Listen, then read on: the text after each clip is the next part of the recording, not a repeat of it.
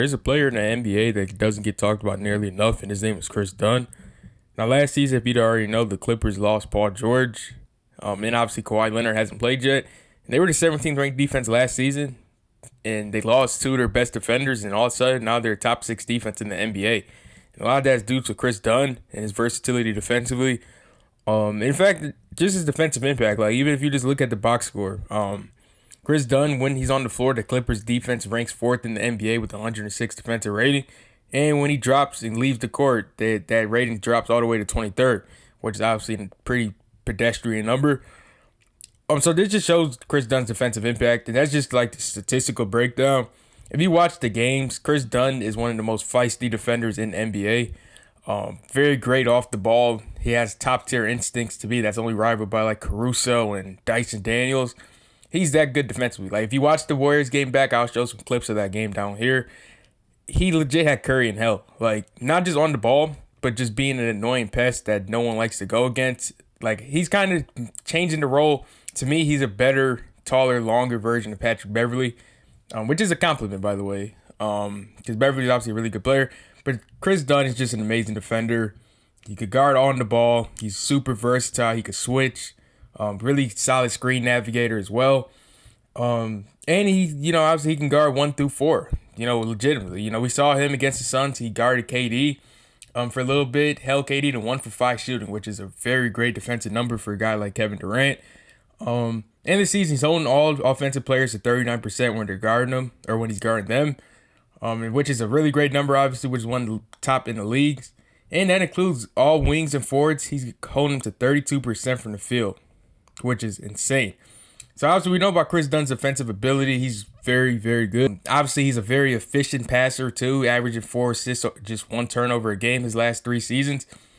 So that was 2 things that we knew he was able to do coming out of college and even coming out of Chicago.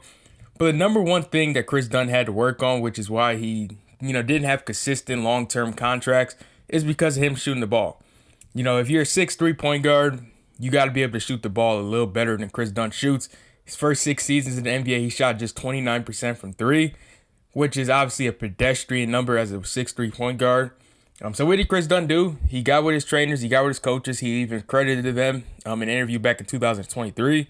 He basically said that he knows he had to work on his game if he wants to stay in this league, and that's exactly what he did. Although the sample size is a little bit lower, over the last 4 seasons, he's shooting 39% from 3, which is a very great number, especially for a 3-and-D type of guy.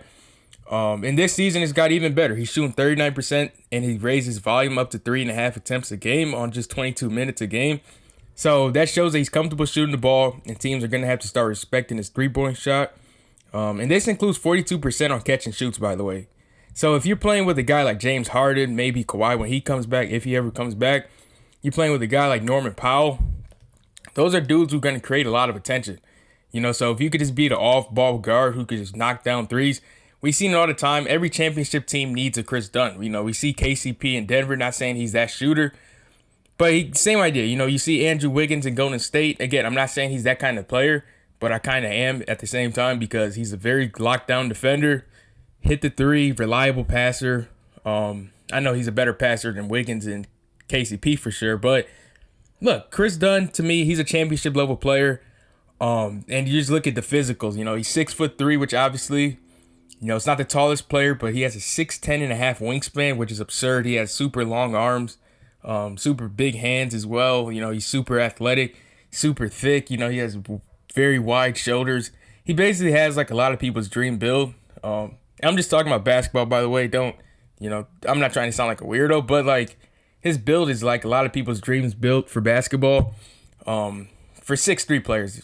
But yeah, I just wanted to make this quick video real quick because Kris Dunn is not getting talked about nearly enough. He's a big reason the Clippers have, in my opinion, at least exceeded expectations greatly. You look at the offseason, they lost Paul George, Kawhi. He got announced he was going to miss a lot of time. And now they're 9-7, with the 6th ranked defense in basketball. So, and a lot of that has to do with Kris Dunn. He has the second highest on-off on the team behind just Nicholas Batum. And he's obviously playing more minutes than Batum. So you can argue he's been a top 5 most impactful player on the Clippers. And in my opinion, he's the most underrated player in the league. Now, thanks for watching. Let me know what you think of Kris Dunn down below.